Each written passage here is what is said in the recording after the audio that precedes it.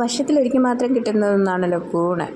പക്ഷേ എനിക്ക് കുറേ വർഷങ്ങൾക്ക് ശേഷമാണ് കൂണ് കിട്ടിയത്. എനിക്ക് തോന്നുന്നു 10-20 വർഷത്തിന് ശേഷമാണ് ഇത്രയും കൂണ് എനിക്ക് കിട്ടിയത്. ഇത് എനിക്ക് കിട്ടിയെന്ന് പറഞ്ഞത് ഒരാൾ തന്നതാണ്.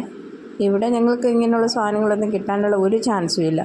പിന്നെ അവർ ഈ മഴ സമയത്ത് അവരുടെ കൃഷിയിൽ സ്ഥലത്ത് ഉണ്ടായത് അവർ പറിച്ച് വെച്ചിരുന്നു. രാവിലെ പറിച്ച് വെച്ച കൂണ് അത് അവർ വെള്ളത്തിലിട്ട് വെച്ചു.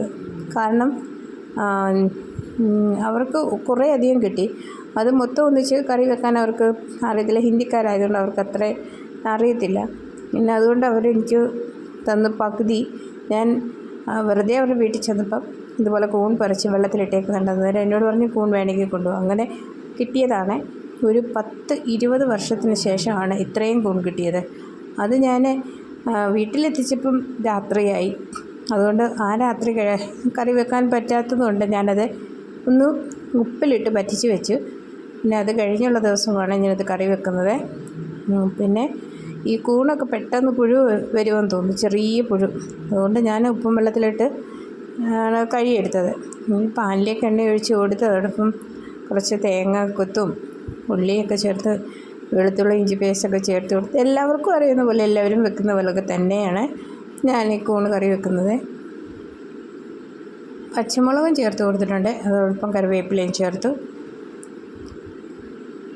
പിന്നെ നിങ്ങൾ ആദ്യമായിട്ടാണ് എൻ്റെ ചാനൽ കാണുന്നതെങ്കിൽ നിങ്ങൾ സപ്പോർട്ട് ചെയ്യുക, സബ്സ്ക്രൈബ് ചെയ്യുക. അതോടൊപ്പം നിങ്ങളുടെ അഭിപ്രായം കൂടി അറിയിക്കുക.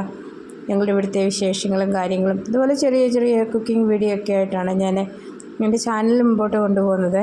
ഞാനിതിലേക്ക് മുളക് പൊടി മല്ലിപ്പൊടി ഒക്കെ ചേർത്ത് കൊടുത്തു. പിന്നെ അതോടൊപ്പം തന്നെ ഗരം മസാല ഒക്കെ ചേർത്ത് കൊടുത്തു, മഞ്ഞൾപ്പൊടി. പിന്നെ ഞാൻ ചേർത്തത് ഒരു തക്കാളിക്ക അരച്ച് ചേർത്ത് കൊടുത്തു. തക്കാളിക്ക ചേർക്കുമെന്ന് എനിക്കറിയില്ല, ഞാൻ ചേർത്ത് കൊടുത്തു എന്താണെങ്കിലും.